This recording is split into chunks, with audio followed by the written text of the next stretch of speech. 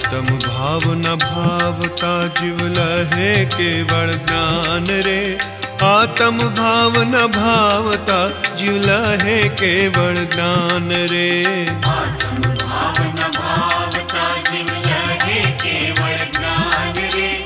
आत्म भाव न भावता जीव लहे केवल ज्ञान रे। आत्म भाव न भावता जीव लहे केवल ज्ञान रे। आत्म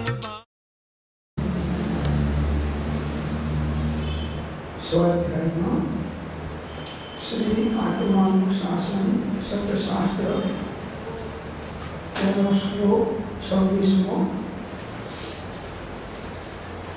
धर्मो वशं मनसि आदरं सदाव द्वन्द्वान अन्तोरपिपश्च प्रत्येत तस्मिन् द्रष्टा परस्पर हतेजनकात्मजानं रक्षा ततोस्य जगतः खलु धर्म एव। हे महानुभाव, ज्યાં સુધી હૃદયમાં ધર્મ પરિણામ અતિશય રૂપથી રમે છે ત્યાં સુધી તે જીવ પોતાના ઘાતક જીવ પ્રત્યે પણ ક્ષમારૂપ પરિણામ રાખે છે, અર્થાત પોતાને મારવા વાળાને પણ મારતો નથી। માર એ શબ્દ એના ભાવમાં સમાતો નથી। સર્વ જીવ રક્ષક પવિત્ર ધર્મ પરિણામ હૃદયમાંથી ગયા પછી પિતા હોય તે પુત્રનો અને પુત્ર પિતાનો પણ ઘાતક થઈ જાય છે। તેથી સિદ્ધ થાય છે કે ધર્મ એ જ જગત આખાનો રક્ષક છે।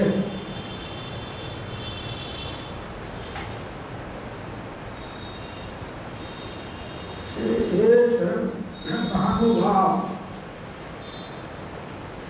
જ્યાં સુધી હૃદયમાં ધર્મ પરિણામ અતિશય રૂપથી રમે છે ત્યાં સુધી તે જીવ પોતાના ઘાતક જીવ પ્રત્યે પણ ક્ષમારૂપ પરિણામ રાખે છે। ધાર્મિક જીવોમાં હંમેશા અનુકંપા અને કોમળતા આદિ ગુણો રહેવામાં। કોઈ જીવ કોઈ પ્રકારે દુઃખી થતો હોય તો એને દૂર કરવા પ્રયત્ન કરવા।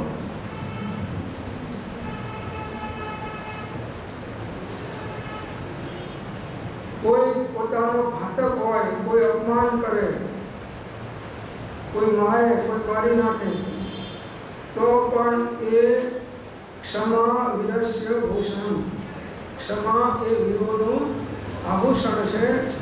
એટલે હંમેશા ધર્માત્મા જીવ ક્ષમા રાખતા હોય છે। જગતના અજ્ઞાની જીવો છે તો મહાન બની અને તીવ્ર પ્રકારના રાગ દ્વેષ કરતા હોય છે। જ્ઞાનીઓ પ્રત્યે પણ કરે છે, સંસારી જીવો પ્રત્યે પણ કરે છે। છતાં જ્ઞાની સમજે છે કે આને ખ્યાલ નથી કે હું જે આ પરિણામ કરું છું એ પરિણામથી એને સુખ દુઃખ ભોગવવું પડશે। અને જ્ઞાની તો અંદરમાં કર્મ સિદ્ધાંતને સમજે છે કે મારો ઘાત મારા કર્મના ઉદય વગર બહારમાં કોઈ નિમિત્ત થાય એવું નથી। મારો ઘાત છે, કોઈ કરે છે કે કરવા આવ્યો છે તો એ મારો ઉદય હશે તો કોઈ એને બચાવવાનું નથી મને, અને ઉદય નહીં હોય તો કોઈ મારવાનું નથી। એટલે પોતાના પરિણામને ઘાતક बनवा देता नहीं ज्ञानीओ धर्मात्माओ। कोई पण जीव होय घातक नहीं।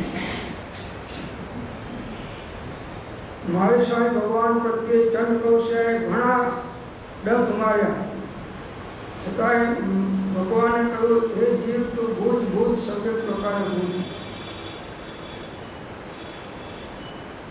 संगम देवे 6 महीना सुधी उपसर्ग कर्या छतां पण भगवाने कह્યું કે જેના સાનિધ્યમાંથી રહેવાથી આ જીવ ભવ સમુદ્ર પાર ઉતરી જાય એ એના જીવિતને લઈને આ જીવ અનંત સંસાર વધારે છે।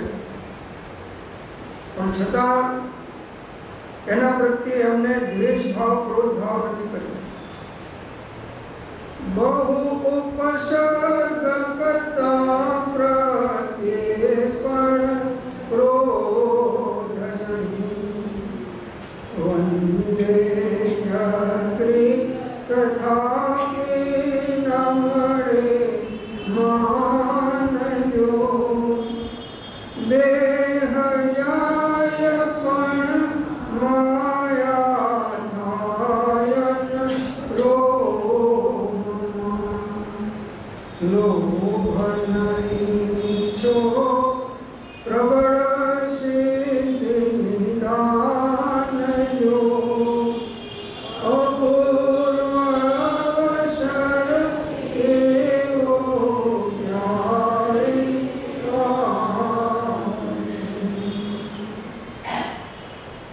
क्षमा ये साची अहिंसा है। क्षमा ये साची अहिंसा है। कसाय भाव द्वारा पोते पोतानी हिंसा करे छे। साहेब आ पंचम काळ छे ने हिंसा बहु राखीए तो पछी लोको आपने चाली जाय आपणाथी जीवाय ज नहीं एम घणा मानता होय छे।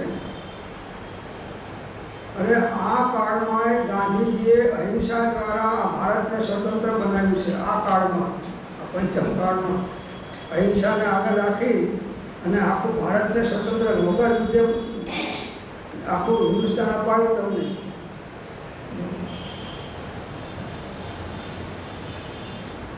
બીજા ઘણા હતા એમના આજુબાજુવાળા કે ગાંધીજીના ખબર વગર પણ એમ કંઈ હુમલાઓ કરે ના કરે, પણ ગાંધીજીએ કોઈ દિવસે પ્રેરણા નથી કરી કે તમે અંગ્રેજો પર હુમલો કરો। સત્યાગ્રહ घातक जीव है एना परिणाम थी जेनो घात थयो एने शुं मारवो। जे घात करवाना परिणाम करीने आयो भले घात थाय कि ना थाय ए तो पेलाना उदयनी वात छे, पण जेने घात करवाना परिणाम कर्या ए परिणामथी जेनो घात थई गयो छे हवे एना मरेदाने मारवो शुं। એટલે જ્ઞાનનો ક્ષમા રાખે છે। ક્ષમા વિરસ્ય ભૂષણમ અને ક્ષમા એ જ મોક્ષનો ભવ્ય દરવાજો છે। આ જ્ઞાનીઓના વચન ત્રણે કાળમાં ફરે એવા નથી, ત્રણે કાળના લોકો માટે છે। ક્ષમા એ જ મોક્ષનો ભવ્ય દરવાજો છે। એ કઈ ક્ષમા? નિશ્ચય ક્ષમા। વ્યવહાર ક્ષમા તો પુણ્યનું કારણ છે અને નિશ્ચય ક્ષમા છે એ મોક્ષનું કારણ છે। એટલે અંદરમાં રાગ દ્વેષ મોહમય પરિણામોને ઉત્પન્ન ના થવા દેવા એ ક્ષમા છે। આ ક્ષમા મોક્ષનું કારણ છે। અને પેલા પ્રત્યે ક્રોધ ભાવ ના કરવો અને પુણ્ય ભાવ રાખવો એ પુણ્ય છે, એનો હિત થાય। સર્વ જીવોનું ઈચ્છો સુખ એ પુણ્ય ભાવ છે। તો ત્યાં સુધી જીવ પોતાના ઘાતક જીવ પ્રત્યે પણ समारूप परिणाम राखे छे। प्रेम थी बधु जीताय छे। माता बाळकने छणको करे तो प्रेम थी करे छे। बाळक के जन्म आयो होय तो माता ने वढे छणको करे, वेलण मारे करी, पण ए वेलण एवी रीते ना मारे के माथुं फूटी जाय। ए वखते पण एने करुणा तो छे ज। एम ज्ञानीओने पण करुणा घणी होय छे दरेक जीवो प्रत्ये, पण कोई जीव ऊंधा चालता होय तो एनुं पण अंदरमां तो हित ज ईच्छे छे, छतांय पण एने सुधारवा माटे कोई वखत कड़क पगलां पण લે છે। એ પણ એક પ્રકારની દયા છે। 8 પ્રકારની દયા છે ને, એમાં એક પ્રકારની દયામાં મૂક્યું છે કૃપાળુદેવે વ્યવહાર દયાના 8 ભેદ પાડ્યા છે ને, અને એમાં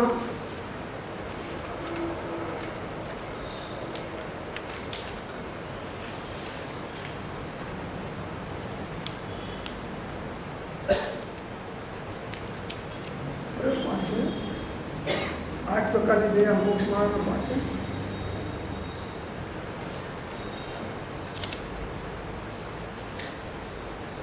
निश्चय दया व्यवहार दया पास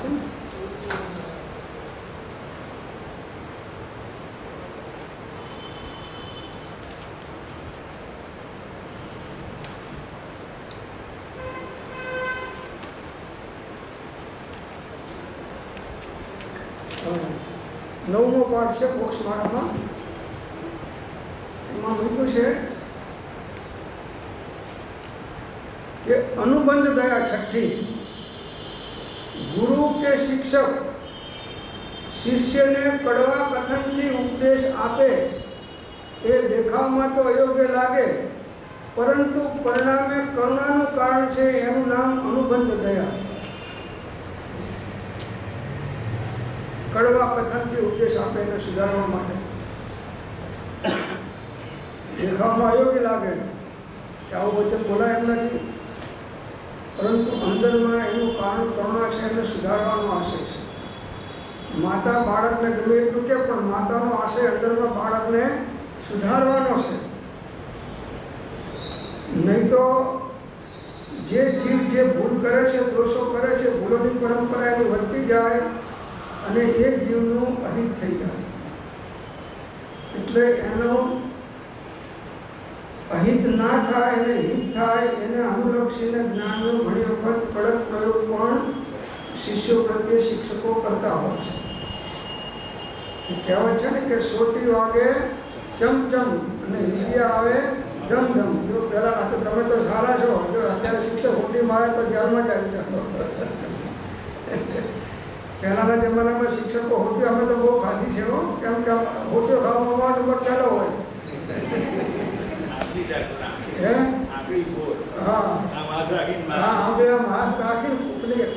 મારે આંખણી આંખણી કઈ આંખણી આંખણી મારે આંખણી.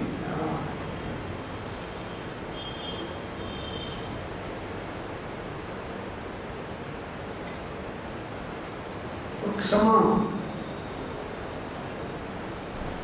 ક્ષમામાં કોઈ નુકસાન નથી, કશાયમાં જ નુકસાન છે. જતું કરતા શીખો કે ચલો ભાગ્યમાં હશે તો દુનિયાથી આવી જશે, પણ નાની નાની બાબતોની અંદરમાં એ ખેંચાણમાં કશાય કરવાથી કોઈ લાભ નથી. ભાગ્યમાંથી કોઈ લઈ જવાનું નથી, ભાગ્યથી હજી મળવાનું નથી, અને સમય પાક્યા પહેલાંય મળવાનું નથી. અને જે સમયે જે મળવાનું છે એમાં કોઈ આખું પાછું વિનવિન થાય એમ છે નહીં. તો શા માટે કશાય? કોઈ ના માનતો હોય કોઈ સાચી વાત, તો એના માટે કશાય કરવાની જરૂર નથી. આજની સુધી ક્યાંય ક્યાં કોઈનું માન્યું છે? આપણે કોઈનું માન્યું નથી, તો આપણું બધા માની જાય એવો આગ્રહ રાખવો એ પણ કશાય છે. સાચી વાત રજૂ કરવી, પછી જેવી જેની યોગ્યતા હોય એ પ્રમાણે એનો સ્વીકાર કરે કે ના કરે અને એની યોગ્યતા ઉપર આધાર છે. કોઈ પણ બાબતમાં આગ્રહ ખેંચાણ પકડ નહીં કરવી, નહીં તો એ કશાયનું મૂળ છે. સાચી બાબતના પણ આગ્રહ નહીં, સાચા ધર્મનો પણ આગ્રહ નહીં. તમે પાળો, પણ બીજાને પાળવા માટે આગ્રહ નહીં. આગ્રહ કરશો તો રાગદ્વેષ થશે.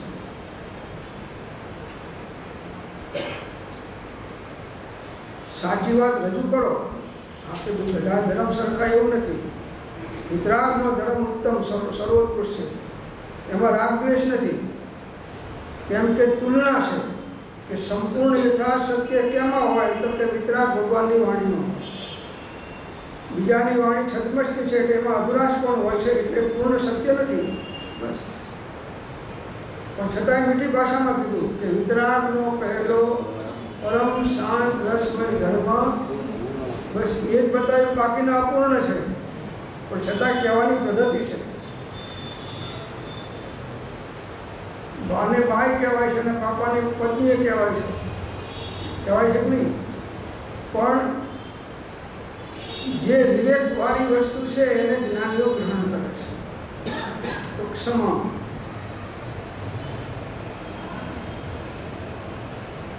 આત્માની શાંતિ જો જોતી હોય તો તમારી આત્માની શાંતિ માટે તમારે ક્ષમા રાખવાની છે, બીજા ઉપર ઉપકાર કરવા નહીં.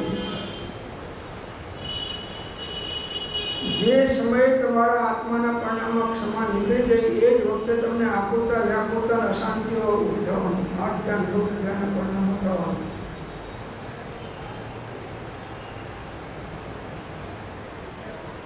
ભૂલ કરનારે કરી તો એનું નુકસાન એને છે, કોઈ ઊંધું વર્તન કરી, ઊંધા ભાવ કર્યા, ખોટા ભાવ કર્યા, તો એના માટે કર્મ સરકાર બેઠી છે. એના માટે કર્મ સરકાર બેઠી છે. એના પરિણામ અનુસાર દરેકને ફળ મળે છે. તમે કાયદો હાથમાં લઈને બીજાને સજા કરવા જશો તો એ અન્યાય છે. જે હમ્પીવાળા સહજાનંદજી મહારાજ હતા ને, એમને એક મંત્ર મળેલો કે તું તેરા સમાજ. જીનદત્ત દાદાએ એમને કંઈ દેવલોકમાંથી પ્રસન્ન થયા હશે ને એમને આ મંત્ર આપ્યો કે તું તેરા સમાજ, તું તારા પરિણામોને સંભાળ રાખ. બીજામાં તું કંઈ ફેરફાર કરી શકે એમ છે નહીં, ઈચ્છીશ તોય નહીં કરી શકે. કેમ કે પરદ્રવ્યનું પરિણમન પરદ્રવ્યને આધીન નથી. દરેક દ્રવ્યનું પરિણમન દરેક દ્રવ્યની યોગ્યતા અનુસાર થાય છે. બીજું કોઈ દ્રવ્ય બીજા દ્રવ્યને વિભાવ રૂપે કે સ્વભાવ રૂપે પરિણમાવી શકતું આ વસ્તુનું સ્વરૂપ છે. ક્રોધ કરીશ તો તારામાં છે ને ક્ષમા રાખીશ તો તારામાં છે. એ ક્રોધના પરિણામથી જે ફળ આવવાનું એ આવે છે અને ક્ષમાના પરિણામથી જે ફળ મળવું એ મળે છે. તાત્કાલિક એ મળે છે ને પરંપરા એ મળે છે.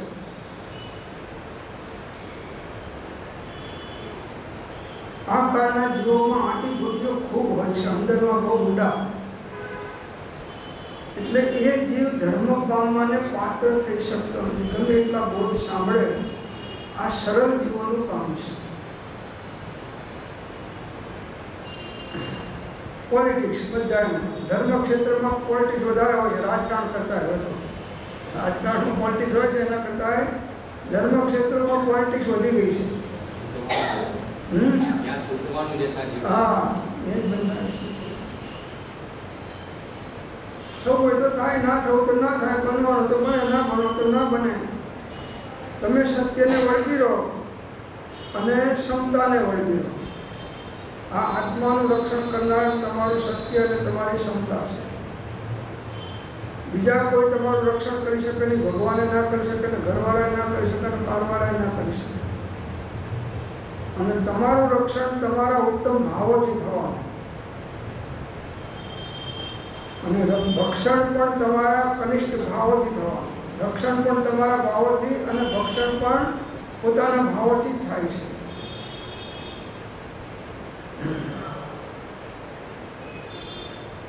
આખો ક્ષમાપણાનો પાઠ છે. ક્ષમાની જે વાત છે, ક્ષમાપણાનો પાઠ છે.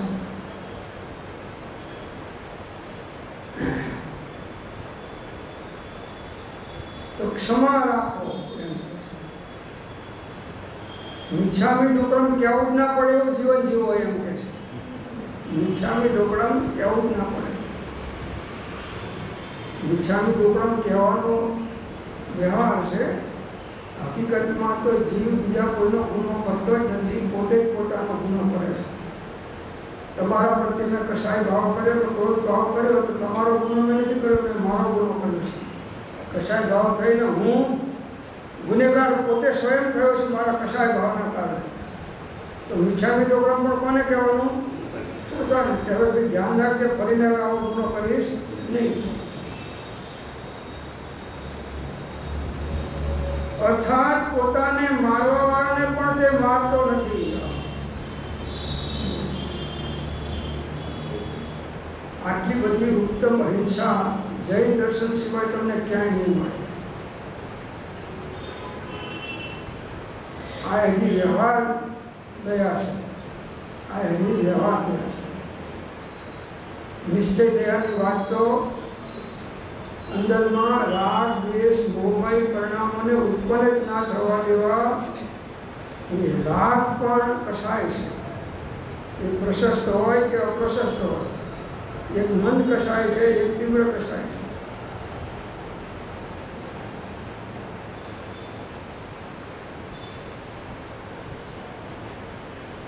પોતે પોતાને મારવા વાળાને પણ તે મારતો નથી.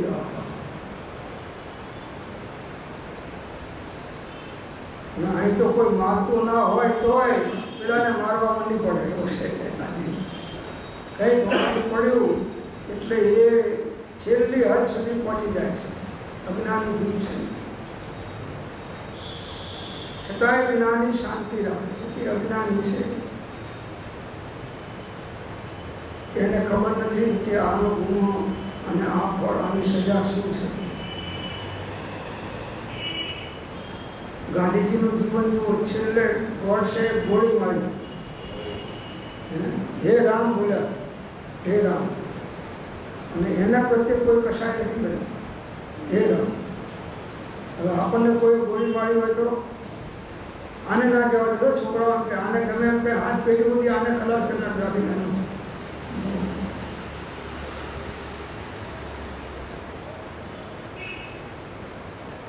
એટલે આવું ક્ષમતા ભાવ શત્રુ મિત્ર પ્રત્યે વર્તે, સમદર્શિતા માન અમાને વર્તે તેજ સ્વભાવ જો, જીવિત કે મરણે નહીં વિના જીવતા, ભવ મોક્ષે પણ શુદ્ધ વર્તે સમભાવ. આવો સમભાવ આચાર્ય ભગવાન આ ક્ષમાની અને સંભાવની પ્રેરણા કરે છે જગતના જીવોને કે તમારે જો સુખી થવું હોય, આત્માને શાંતિ જોતી હોય તો ક્ષમા રાખો. કોઈ આવેશમાં ગમે એટલું બોલી જાય, કરી જાય, એને જ્ઞાન નથી, આવેશમાં છે બોલી જાય. ઘણી વખત એક દાખલો આપું છું કે લક્ષ્મીપુરાના રામજી બાપાનો, કે એમની ભેંસો એક ભાઈના ખેતરમાં ચરી ગઈ. આ તો ઘરે બેઠેલા, અને ભેંસો કંઈક બહાર ચરવા ગઈ છે એમના ખેતરમાં, પંચી ભટિયાના ખેતરમાં જતી રહી. અને પેલો ખેડૂત તીવ્ર કસાય વાળો ક્રોધીજી એ ખેતરમાં હતો ને, આને જોઈ એટલે ભેંસોને તો એટલી બધી લાકડીઓ મારતો મારતો મારતો ભગતજીના ઘેર લાવ્યો. હે તમે ગામના ભગતડા થઈ ગયા છો, ગામના ખેતર તમારા બાપના છે એમ બોલે. આવું બોલે, તમારા ખેતરમાં આટલું બધું પાકે, તમારા ખેતરમાં ખવડાવો, અમારા ખેતરમાં શું ચરાવો છો. એટલે કે ભાઈ મને ખ્યાલ નથી ને, ઢોરા છે બિચારા, એને બુદ્ધિના પહોંચી ગયા છે, તને જે નુકસાન થયું તે હું આપી દઉં, પછી તારે શું છે. હવે આ ઠંડુ રાખ્યા પેલો વધારે ગરમ થાય, એવો ગરમ થયો કે એના ચોમાસામાં પેલા નળિયા સંચવાના પડ્યા હતા. પેલા છાપુ સંચવાનું નળિયા હોય ને, તો નળિયા ઉપર લાકડીઓ મારી. પેલાનો ગુસ્સો એટલો હતો, ભગતને તો મારી શકે નહીં, એટલે ભેંસને તો મારી લીધી. હવે આ નળિયા ઉપર ગુસ્સો ચાલ્યો. આ નળિયાએ હું પગાડ્યું હતું, નળિયાને ફોડી નાખ્યું, આખો ટોપલો ભરી નળિયા હતા ફોડી નાખ્યું. તો એ રામજી બાપા એના પત્નીને કહે છે કે મેનાબા, જો આ ઘરે મહેમાન આવ્યા છે, તમે ટાઢું પાણી તો લાવો, ટાઢું પાણી તો લાવો, અમને પીવડાવો. જો કેટલા ખેતરથી આપણા ઢોરને હાંકીને લાવ્યા છે, આપણે તમારો ધક્કો બચાવ્યો છે, અને થોડું ટાઢું પાણી તો પીવડાવો અને ચા કંઈ મૂકો. મારે તમારી નથી પીવી ચા, નથી પાણી પીવું. હશે ભાઈ, તારી માફી માગું છું, તને ક્ષમા માગું છું, તારું જે કંઈ નુકસાન થયું અત્યારે હું આપી દઉં છું, એનાથી વધારે આપીશ છું નહીં આપું, તું શાંત આપો. 15-20 મિનિટ થઈ ગયા, ભગતજી સમાજ રાખતા ગયા, અને ભાષા પણ એવી બોલે કે જેથી પેલાનો ગુસ્સો ઉતરી જાય, સમી જાય. પછી એને થયું કે ઓહો, આખા ગામના ને બહાર ગામના કેટલાય માણસો આપણે ભક્તિ કરે છે, પૂજા કરે છે, ગુરુ માને છે, અને એમને વંદન કરે છે, અને મેં આવું કર્યું, આવું. હવે જો આવેશ ઉતરી ગયો એટલે એને અંદરમાં થયું મેં ખોટું કર્યું, આ બધા નળિયા ફોડી નાખ્યા. સીધો કુંભારના ઘેર ગયો. પાછો કુંભારના ઘેર જઈને નળિયા પાછા નવો ટોપલો ભરીને લાવ્યો તો ખરો, પણ પાછું છાપરા ઉપર નાખીને સંચી દીધું આખું છાપરું. ક્ષમાનું ફળ હંમેશા જીત ક્ષમાની થાય, ક્રોધની ક્યારેય જીત ના થાય. ત્રણેય કાળમાં શરૂઆતમાં એમ લાગે કે ક્રોધની જીત થાય છે, પણ અંતે જીત હંમેશા ક્ષમાની થાય. એટલે ક્ષમા, માધવ, આર્જવ, સત્ય, શૌચ, સંયમ, તપ, ત્યાગ, આકિંચન અને બ્રહ્મચર્ય, આ 10 આત્માના ધર્મો છે. 10 આત્માના ધર્મો છે. માર એ શબ્દ જ એના ભાવમાં સુહાતો નથી. ધર્માત્મા જીવોના અંદરમાં માર નામનો શબ્દ ના હોય.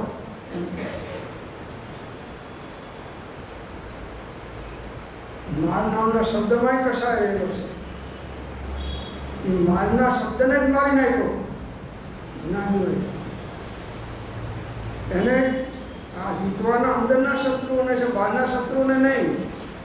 ક્રોધ અંદરનો શત્રુ છે, અભિમાન અંદરનો શત્રુ છે, માયા કપટ લોભ અંદરનો શત્રુ છે. એ બહાર દેખાય નહીં, પણ અંદરમાં એ ઉદયની જેમ આત્માના જ્ઞાન દર્શન ચારિત્ર આનંદને કોરી ખાય. એટલે મારે કામ ક્રોધ સબ લોભ મોહ પીસી ડારે, इंद्रियों कतल करे कियो रज पूतो है, मार्यो महामद मन, मार्यो अहंकार मीर, मार्यो मद मत्सरु ऐसो रन ऋतो है, मारी आशा कृष्ण पुनि पापिनी सापिनी दो, सबको संहार करे निज पद पहुँचो है, सुंदर कहत ऐसो साधु को सुरवीर के वैरी सब मारी के निश्चित हो सुतो है. આવો કોક સાધુ શરીર છે કે આ વિષય કશાયને બધાય શુભાશુભ ભાવોને મારી અને શુદ્ધો ઉપયોગની અંદરમાં નિર્વિકલ્પ સમાધિમાં સ્થિત છે. કોક એ જ મોક્ષના અધિકારી છે. વર્તમાનમાં પણ એને સાક્ષાત મોક્ષનો આનંદ અનુભવી રહ્યા છે અને અનંતકાળ સુધી મોક્ષ પ્રાપ્ત થાય એ આ ક્ષમાનું ફળ છે. ક્ષમાનું ફળ શાશ્વત સુખ છે. ગત સુકુમાની ક્ષમા તો પ્રખ્યાત છે કે નહીં?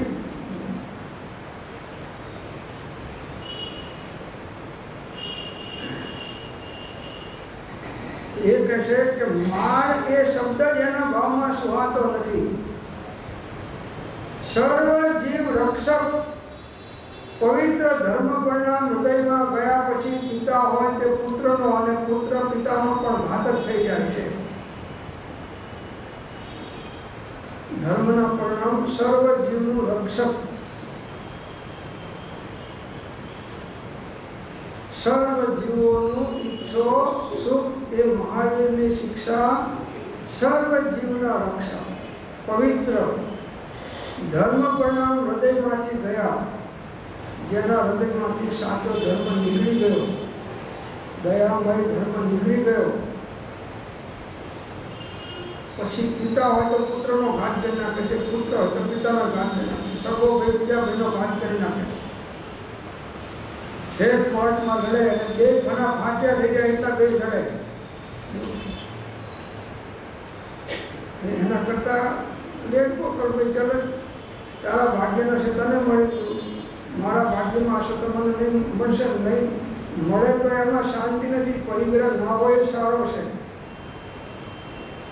બહુ તો શું થાય કે કદાચ કંઈ થોડું માગીને લેવું પડે, માગીને લઈ લેવું, હું કે પડે.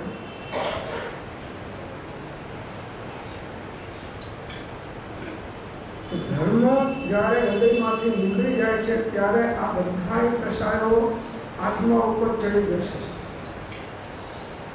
અને કોઈને કોઈ કસાયને આધીન તેને નિરંતર જીવો. એવું નથી કે અજ્ઞાની જીવ કોઈ સમય કસાય વગરનો છે, એને પકડાય નહીં, પણ સૂક્ષ્મ ભાવમાં બધા કસાયો એના ચાલતા હોય અને એને અનુરૂપ બંધ પણ ચાલતો હોય છે. તો આ આખા જગતનું હિત કરવા વાળો અને રક્ષણ કરવા વાળો ધર્મ છે એમ કહે છે. ધર્મ એ જ જગત આખાનો રક્ષક છે. એથી સિદ્ધ થાય છે કે ધર્મ એ જ જગત આખાનો રક્ષક છે. આત્માની રક્ષા ધર્મથી છે અને આપણે બધા આત્મા છીએ.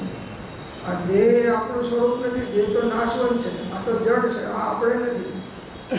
અંદરમાં રહેલી જે શુદ્ધ ચૈતન્ય સ્વરૂપ ચૈતન્ય સત્તા એ આપણે છીએ અને એનું રક્ષણ આ એના 10 લક્ષણ ધર્મ દ્વારા થાય છે. એનું રક્ષણ છે.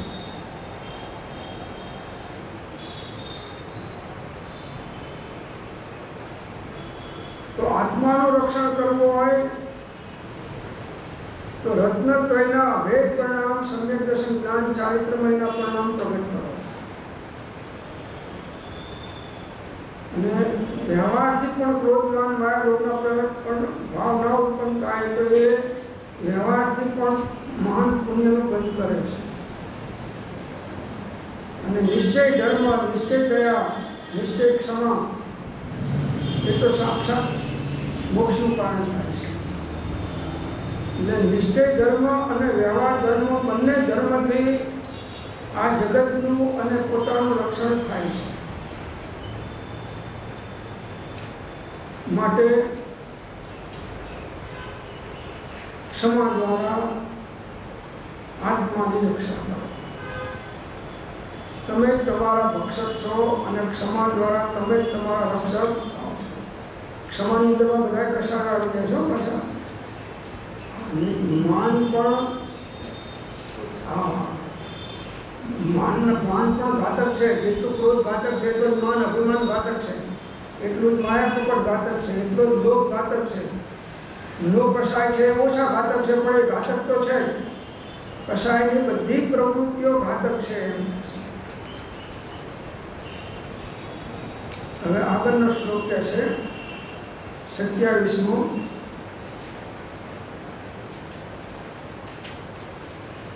ન સુખાનુભવાત પાપમ પાપમ તદ્હેતુ ઘાતકારમ ભાત ના જેન મિષ્ટાન અન્નમ તન માત્રા અતિક્રમાત. બહુ સરસ વાત હતી કે સુખ ભોગવવામાં પાપ નથી, પણ સુખના અનન્ય કારણરૂપ એવા ધર્મનો ઘાત કરવા વાળા કાર્ય આદિનો આરંભ કરવો એમાં પાપ છે. જેમ મિષ્ટ અન્નના ભોજનથી અજીર્ણ આદિ રોગ થતા નથી, પરંતુ બુદ્ધિતાપૂર્વક ભોજનની માત્રા ઉલ્લંઘન કરવાથી અજીર્ણ આદિ રોગ થાય છે. અજીર્ણનું કારણ મિષ્ટ ભોજન નથી, પણ આસક્તિપૂર્વક અતિ ભોજન એ જ અજીર્ણ આદિ રોગનું કારણ છે. બહુ સરસ વાત છે. તમે દૂધપાક ખાઓ એ રોગનું કારણ નથી, અજીર્ણ તો પુષ્ટિકારક છે. પણ માત્રાથી વધારે ખાઈ જાઓ, બુદ્ધિપૂર્વક ખાઓ તો નુકસાનકારક. કોઈ પણ વસ્તુ અતિમાં જતી રહે ત્યારે નુકસાનકારક થાય.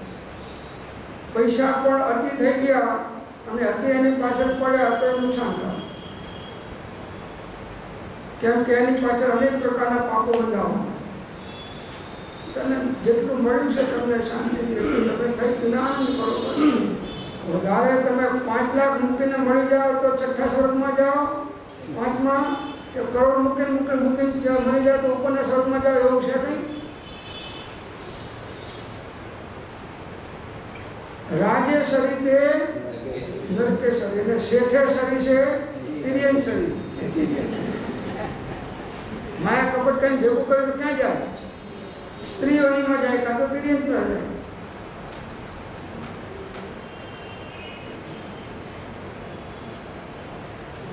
પૈસાથી શાંતિ મળે છે વાત જ ભૂલી જાઓ. પૈસાથી સુખ મળે છે વાત જ ભૂલી જાઓ. પૈસાથી ધર્મ થાય છે તો આત્માનું કલ્યાણ થાય વાત જ ભૂલી જાઓ. એ અજ્ઞાનીઓની માન્યતાઓ છે, જ્ઞાનીઓની માન્યતા.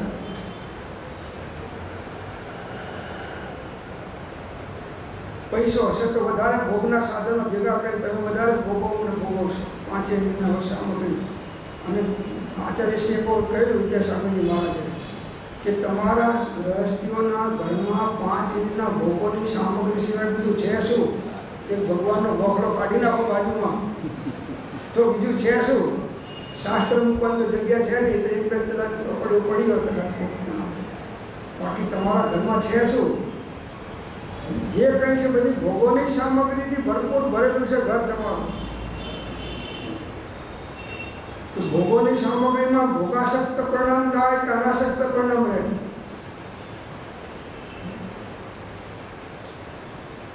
તો મર્યાદાપૂર્વક સુખ ભોગો ગ્રસ્તશા છે તો એમાં કોઈ જ્ઞાની એને નિષેધ નથી કરતા. એમાં જ્ઞાની તો જાગૃતિ રાખે છે. જ્ઞાનીઓને પણ સંસારનો ઉદય વર્ષ તો ભોગ ભોગવવા પડે છે. છતાં એ ભોગને સુખનું કારણ નથી માનતા, માને છે આકુતાનું જ કારણ માને છે. અને આ છોડવા જેવો છે એમ જ માને છે. પણ અત્યારે મારી નબળાઈ છે અને તીવ્ર પૂર્વનું કર્મ બાંધ્યું છે, ચારિત્ર બોધને ઉદય છે, એટલે મારે આમાં જોડાવવું પડે છે. બાકી જો મારું બળ વધે તો આમાં એક સમય એક સેકન્ડ પણ આમાં જોડાવા જેવું નથી. આવી જાગૃતિ જ્ઞાનની હોય છે.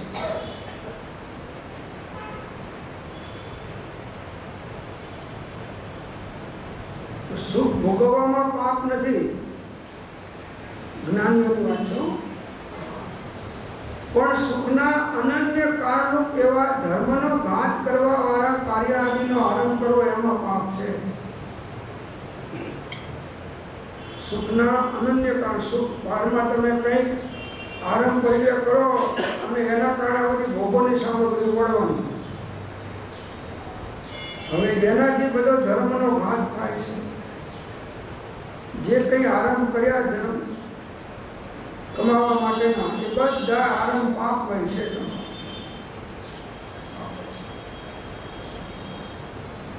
ધંધામાં જવા માટે લાંબે સુધી જવાનું, બધે ફરવાનું, ગાડી રાખવું,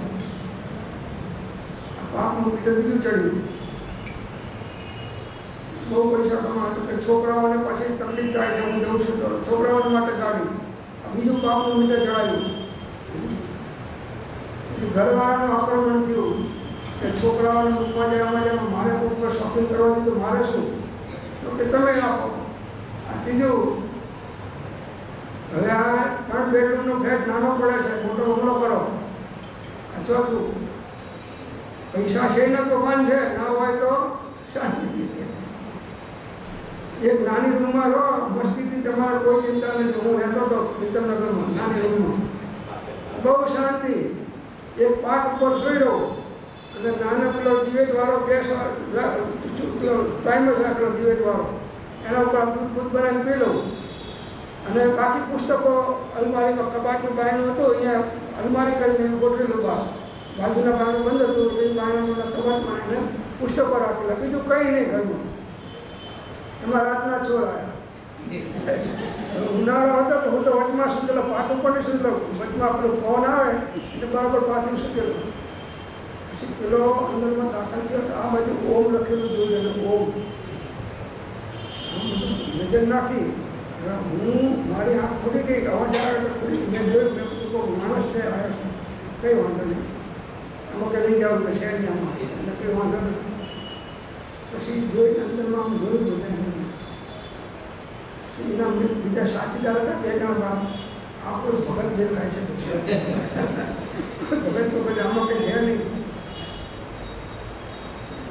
પછી એ નીચે ઉતર્યો અને બાજુના બંગલાની અંદરમાં કાકાનો કંઈ વસ્તુ પડેલી હતી કંઈ, એને લેવા અંદરમાં હાથ નાખ્યો. પેલા કાકા એ બીડીવાર, એ આખી રાત બીડી પીવે તારે એને ચેન પડવું, એને બીડીને દિવાસી સળગાવીને પેલાને હાથ નાખો અને પેલો જાગી ગયા. કાકા જે કોઈનો હાથ અંદરમાં છે, કોણ છે કે હું પોલીસ વાળો છું. તો આપણે અડધી રાતે પોલીસ વાળો અહીંયા આગળ બૂમ પાડી, પકડો પકડો, ચોર છે. પેલા ભાગ્યા એમાં મને નફો કરતા કે પેલી ચાદર લાયા હતા, એ મારા તેને પડી ગઈ. એનો માલ ભેગો ચાદર લાયા છે, એ ચાદર મૂકીને ક્યાં મારા હતા.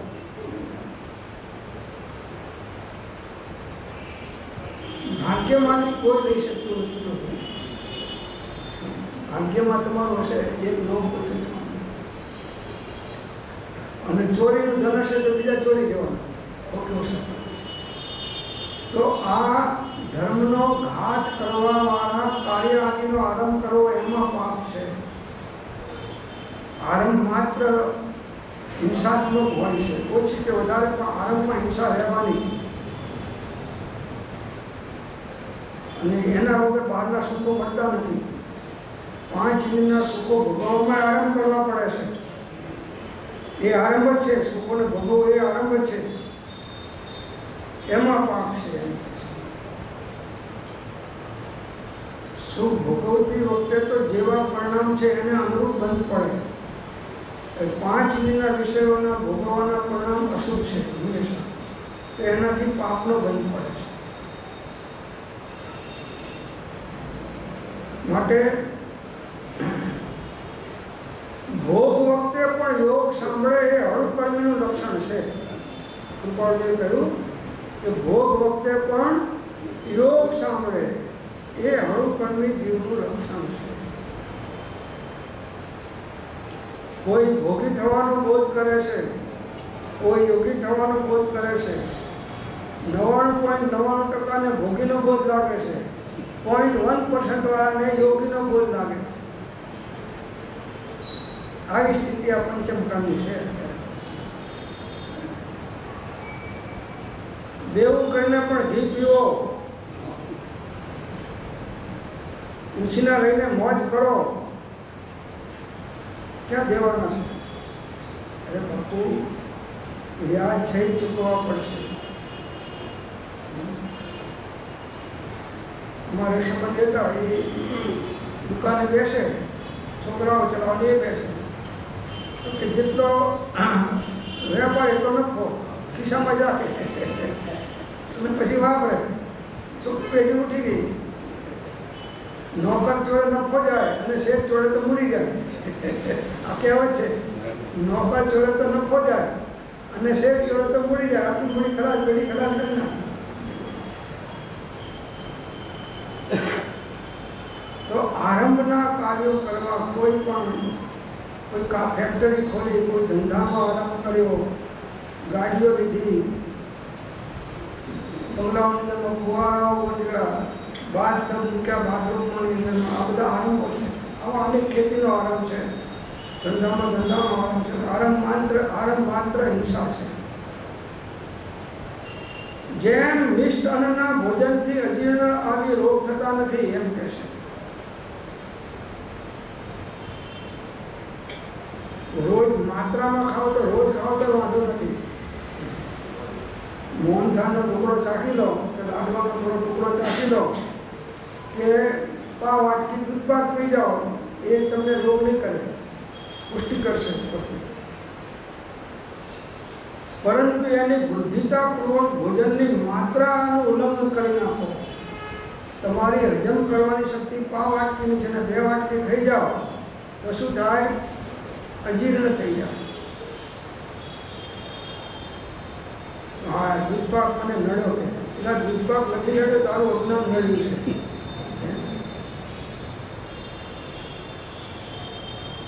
અને વેવાઈને ના ખવડાવો તો વેવાઈને ખોટું લાગે, અને ખવડાવો તો વેવાઈને અજીર્ણ થઈ જાય. કરવું શું? વેવાઈ આવ્યો તો વેવાઈ આવ્યા ઘરે તો ના ખવડાવો તો વેવાઈને ખોટું લાગે, અને આગ્રહ કરાવો તો અજીર્ણ થઈ જાય. એટલે પીએસટી વખતે કહેવું કે તમને અજીર્ણ ના થાય તો આગ્રહ નથી કરતો.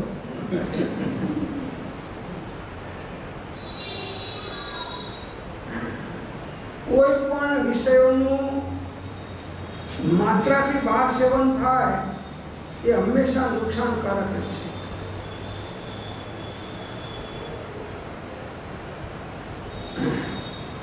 ઓછું ખાનારા કોઈ દિવસ માંદા પડ્યા નથી, વધારે ખાનારા જ માંદા પડ્યા છે. વિવેકપૂર્વક ખાનારા અને સાત્વિક ભોજન કરનારા ભોજનના કારણે ક્યારેય માંદા ના પડે. કર્મના ઉદયવાને પડે અલગ વસ્તુ છે, પણ ભોજનના કારણે ક્યારે માંદા પડે?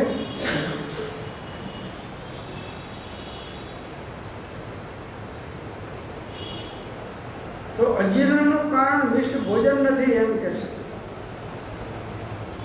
પણ આસક્તિપૂર્વક અતિ ભોજન. એમ વિષયો આસક્તિપૂર્વક અતિ પ્રકારના ભોગવવામાં આવે તો એ આરંભના કારણે મહાન પાપ દ્વારા એનો બંધ અશુભ પાડી દેશે. બાકી બધા મહાપુરુષના જીવન ચરિત્રો જોવો તમે. ઉત્તર પુરાણ અને મહાપુરાણમાં 24 ભગવાનના તીર્થંકરોના જીવન ચરિત્રો છે. કેશવ સદા તો લાખો કરોડો વર્ષ સુધી રાજ ઉપર રહ્યા છે ભરત મહારાજાની જેમ બધા, અને ઘણા ભોગ ભોગવ્યા છે, પણ જ્ઞાની હતા. કરોડો વર્ષ સુધી ભોગ ભોગવ્યા અને પછી જ્યારે સમય પાક્યો એટલે બધું મૂકી અને નીકળી અને સર્વસંકલ્પ આપણે મુનિ થઈ ગયા અને અલ્પ સમયની અંદરમાં કેવળના વેદ મોક્ષે જતા હતા. એમને ભોગ તો ભોગવ્યા છે, નથી ભોગવ્યા નહીં, પણ આસક્તિ નહીં, અનાસક્ત. ઘરમાં આસક્તિ પૂરો કરો અને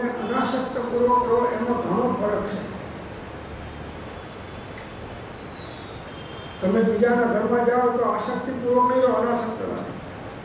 મારે જવાનું છે એટલે રાખવા પ્રયત્ન કરો, તમે જવા પ્રયત્ન કરો. અને ઘરમાં હોય તો તમે રહેવા પ્રયત્ન કરો, પેલા કાઢવા પ્રયત્ન કરો. જાઓ ને આપણે ઘરમાં જમાવું કે આસક્તિ અતિ વર્જતે, અતિ આસક્તિ. ઠીક છે, સંસારમાં છો, સર્વસ્વ પરિત્યાગ નથી કર્યો તો અલ્પ હાસી થવું, અલ્પ ભાષી થવું, અલ્પ પરિચય થવું, અલ્પ આવકારી થવું. ગ્રહ દશામાં કૃપાદેવ લીધું છે. અલ્પ ગુરુ થવું, ગુરુમાં શબ્દ વાપરો છે, અલ્પ ગુરુ થવું, બહુ મોટા નહીં થવું. વિચાર કરવાનું છે. તો સંસારમાં છીએ તો જળ કમળવત રહેતા શીખવાનું છે. અનાસક્તતા. ઘરમાં કોઈ વસ્તુનો આગ્રહ નહીં, બહારમાં કોઈ વસ્તુનો આગ્રહ નહીં. જેને જેમ ફાઇન કરવા દો, આકારના જીવો સ્વચ્છંદી હોય છે, આજ્ઞાથી હોતા નથી. એટલે એ પોતાની કલ્પના અનુસાર વર્તવાના. અને તમારું માન્યતા છે કે હું વડીલ જન્મના બધા પૂછીને કરે તો દુઃખી થશો. ક્યાંય સંસારમાં સલાહ ના આપવી પડે એવી રીતે વર્તો, કેમ કે સલાહ આપવામાં પાપ છે. સંસારની કોઈ પણ સલાહ પાપમાં જ રહેવાની. એટલે સલાહ ના આપવી પડે અને તમારે સલાહ વગર બધા ચલાવી શકે એવી હોશિયાર તમારા કરતાં વધારે હોશિયાર છે.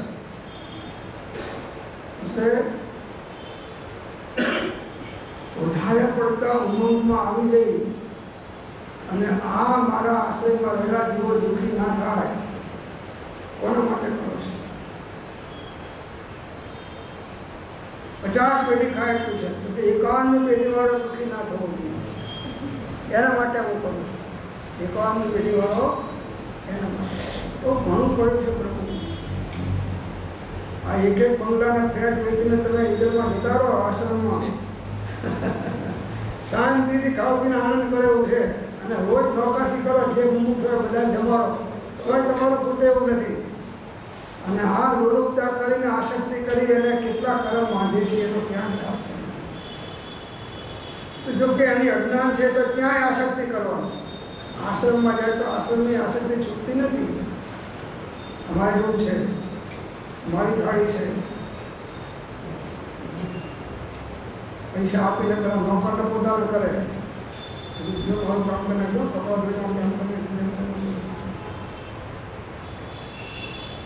માલિકી પણ ગમે ત્યાં જાય એનું અંદરમાંથી છૂટતું નથી. અને નોકરને આસક્તિ હોય કે માલિકને આસક્તિ હોય, પેઢીમાં તમે જાઓ પેલો નોકર બધી લેવડ દેવડ કરતો હોય અને પેલા ગ્રાહકને બોલે ખરો કે 2 વર્ષ થયા, પૈસા આપી જાઓ, નવો કામ નહીં મળે. તો અંદરમાં સમજે છે કે ના આપી જાય તો નુકસાન શેઠને છે અને આપે તો ફાયદો શેઠને છે, મને કંઈ નથી. મારે તો જેટલો પગાર આવે છે એમાં નવો કોઈ ભાવ ઘટવાનો. આટલું બધું કરવા કરતો હોવા છતાં અંદરમાં અનાસક્તા. અને શેઠ કંઈ બોલતા નથી, ખાલી બેસી ગયા છે, ખુરશી ટેબલમાં જોવે છે બધું, પણ છતાં એને અંદરમાં એના વિકલ્પો એના અંગેના ચાલે છે. માલિકી પણ છે. દુનિયાના તમામ પદાર્થો ઉપરથી માલિકીપણાનો હક ઉઠાય છે. દેહ ઉપર પણ નહીં, કુટુંબ ઉપર નહીં, તમારું મકાનો એના ઉપર નહીં, અને પછી જીવો. એ જીવનમાં શાંતિ હશે. કોઈ ઘરવાળા તમને કોઈ બાબતમાં પૂછવા ના આવે એવી રીતે રહો. 1-2 વખત સલાહ ઊંધી આપો તો પછી પૂછવા નહીં આવે. 1-2 વખત તમે સલાહ ઊંધી આપો એટલે હવે આમની પર સલાહ પર મને ચાલવા જેવું. સલાહ કરે પપ્પા હું દુકાને જવું છું, જવું ના 2 કલાક પહેલાં મંદિરમાં સામાય કરી જાઓ એટલે કાલ તમને નહીં પૂછે કેવા સમય. ટાઢા પાણીએ ખસ કેમ જાય એ શીખો. ટાઢા પાણીએ ખસ કેવી રીતે જાય એ શીખો. તમને શીખવાડવું પડે એવું નથી, તમે મને શીખવાડ્યા છો, પણ હવે આ તો ગાદી પર જશે તમારે શીખવાડવું પડે છે. બાકી આમાં તો તમે ઉસ્તાદ છો, ઘણા ઉસ્તાદ છો.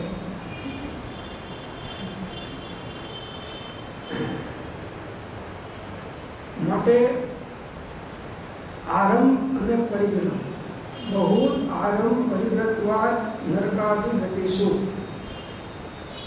જે જીવો વધારે પ્રકારના આરંભ અને પરિગ્રહ રાખે છે અને કરે છે એ જીવ નરક આયુષ્યનો ભોગ પાડી દે છે. આ સૂત્ર છે શાસ્ત્રનું, ઉમાસ્વામી ભગવાનનું. આમાં તણકાત્મકમાં આ સિદ્ધાંતનો કોઈ ફેરફાર કરી શકે એમ છે નહીં. આપણે સમજીને ફેરફાર કરવાનો છે. આવ્યું તો આવ્યું, ગયું તો ગયું, બધું મૂકી અને કિંમતી સમય તમારો આત્માની સાધનામાં અને આત્માના કલ્યાણમાં લગાડો. જો ખરેખર ડાયા હોય, વિચક્ષણ હોય, વિવેકી હોય, બુદ્ધિશાળી હોય, તો તમારો એક સમય પણ સંસારના કોઈ ખટપટમાં કે કાર્યમાં વધારે વપરાઈ ના જાય એનું બહુ ધ્યાન રાખો અને સમયનો સદુપયોગ કરતા શીખો. એક સમય પણ નિરર્થકની ગાંધીજી હતા તો કોઈના કાગળ આવે તો જેટલા ભાગમાં લખેલું એટલું ભાગ પાડીને બાકીના કોરા કાગળ રાખીને એને ચિઠ્ઠી લખવાનું પોતે કાગળ હતા. એટલે કાગળનો સદુપયોગ, સમયનો સદુપયોગ. કાપડી કાઢી લે, હા કાપડી કાઢી લે.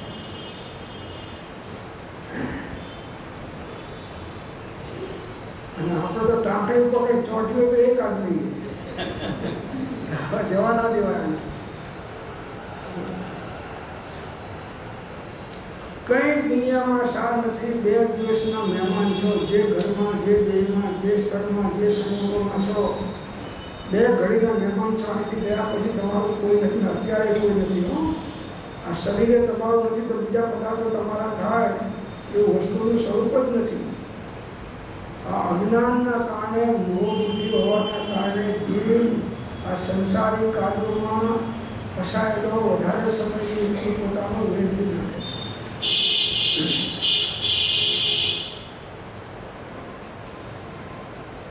કમાવાની જરૂર નથી. શા માટે કમાવાની જરૂર, શું જરૂર છે? 48મો પાઠ મૂક્યો છે ને, એમાં બહુ સરસ મૂક્યું છે એમને.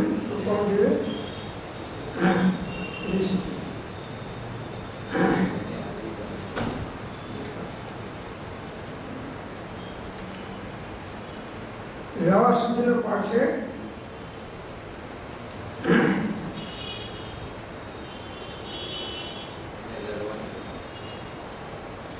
જેને ધર્મ સંબંધી કંઈ પણ બોધ થયો છે, શું કહે છે કે જેને ધર્મ સંબંધી કંઈ પણ બોધ થયો છે અને રડવાની જેને જરૂર નથી, તેણે ઉપાધિ કરી રડવા પ્રયત્ન ના કરવો જોઈએ. જ્ઞાની રીતે સલાહ માનો, મારું તો નહીં માનું. ખ્યાલ આવે છે? શું લખ્યું? 48મો પાઠ છે, ઘેર શાંતિથી વાંચજો. પણ તમે આમાંથી તમે તમારી રીતે તારવણી કરી કાઢશો અને તમારી રીતે માન્યતા અનુસાર કાઢશો. જેને ધર્મ સંબંધી કંઈ પણ બોધ થયો છે અને રડવાની જરૂર નથી, આરામથી ઘર ચાલે છે, તમે જીવો ત્યાં સુધી કોઈ તકલીફ નથી. એટલી એફડીઓ તમારા નામે પડી છે. તેણે ઉપાધિ કરી રડવા પ્રયત્ન ન કરવો જોઈએ. છતાંય શાદબાદ વાપર્યો કે જેને ધર્મ સંબંધી બોધ થયો છે છતાં સ્થિતિનું દુઃખ હોય તો બનતી ઉપાધિ કરીને રડવા તેને પ્રયત્ન કરવો જોઈએ. માગી ના ખવાય. સ્થિતિનું દુઃખ હોય તો ઉપાધિ કરીને રડો, ના નથી પાડે. એમાં પાછું નીચે મૂક્યું છે ઇન્ટુ બ્રેકેટ કે સર્વસંગ પરિત્યાગી થવાની જેને જિજ્ઞાસા છે તેને આ નિયમો નથી, સંબંધ નથી. એનું તો બધું મૂકી નીકળી ગયું. રડવાની જરૂર નહીં, એમને બેઠા બેઠા ખાયું હોય તોય નીકળી ગયું.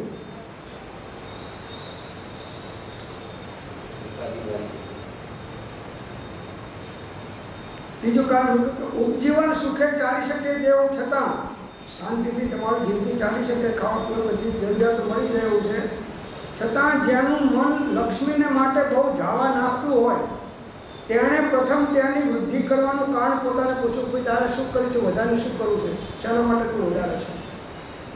તો ઉત્તરમાં જો પરોપકાર સિવાય, ઉત્તરમાં જે આવશે હવે પરોપકારનો આપે છું, મારામાં નહીં રાખું, મારા પાસે પરોપકાર સિવાય કંઈ પણ પ્રતિકૂળ ભાગ આવતો હોય, કેવા પારિણામિક લાભને હાનિ પહોંચ્યા સિવાય કંઈ પણ આવતું હોય, પરિણામોમાં પાપમય પરિણામ ના થતા હોય, તો મનને સંતોષ લેવું. તેમ છતાં ન વળી શકે એવું તેમ હોય તો અમુક મર્યાદામાં આવવું, પરિજ્ઞ પરિમાણ. તે મર્યાદા પણ સુખનું કારણ થાય એવી હોવી જોઈએ. પાછી મર્યાદા એવું નહીં કે આ એરોપ્લેન મારા ઘરના ઉડે ત્યાં સુધી આપણે રાખવાનું, એટલું વધારે નહીં રાખવાનું.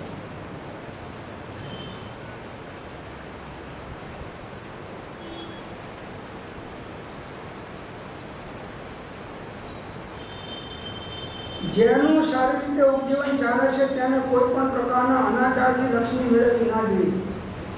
મનને જેથી સુખ હોતું નથી તેથી કાયને કે વચનને ન હોય. અનાચારથી મન સુખી થતું નથી. આ સ્વતઃ અનુભવ થાય તેવું કહેવું છે. અનુભવ થાય એવું કહેવું છે.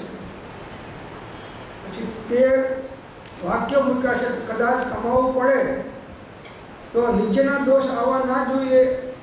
ઉપજીવન માટે, પોતાની આજીવિકા માટે કમાવવું પડે તો નીચેના દોષ આવવા ના જોઈએ. એક પહેલો છે કોઈથી મહાવિશ્વાસઘાત ના થાય. ત્રીજો મિત્રથી વિશ્વાસઘાત નહીં. ચોથું કોઈની થાપણ ઓળવવી નહીં. ત્રીજું ચોથું વ્યસનનું સેવવું થાય. પૈસા જે ભેગું કરે વ્યસનનું સેવવું થાય. કોઈના ઉપર મિથ્યા આરોપ મૂકવું થાય. ખોટા લેખ કરવા, આમાં તો બધા આવી ગયા, બધા દસ્તાવેજો ખોટા છે.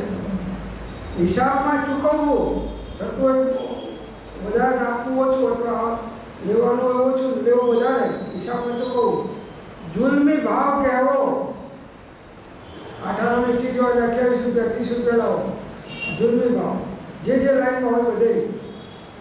નિર્દોષને અલ્પ પણ માયાથી છેતરવો, ન્યૂન અધિક તોડી આપવું. દેવામાં વધારે લેવું, દેવામાં ઓછું દેવું. એકને બદલે બીજું અથવા મિશ્ર કરીને આપવું. કર્મદાની ધંધો, કર્મદાની જે બધા આ બધા વનના કાર્યને વરસાદના કરે છે ને, બધા લાકડાના કાર્યોને ખેતીના બધા કર્મદાની ધંધા છે, જેમાં હિંસા વધારે થાય. અને તેનું લાંચ કે અદત્તા દાન એ વાટે કંઈ રડવું નહીં. હવે આમાં તો લાંચ આપ્યા વગર તમારે એક ડગલું હાલે અને અદત્તા દાન એટલે ચોરી, દીધા વગર લઈ લેવું. એ માટે એના દ્વારા રડવું નહીં, કમાવું નહીં, એમ કહે છે. કેમ કે આ મહાપાપના કારણો છે. આ પ્રમાણે અહીં સુધી આપણે આ 27નો શ્લોક વિચાર્યું. હવે આગળ 28નો શ્લોક છે એ આપણે કાલે વિચારશું. ઓમ શાંતિ શાંતિ.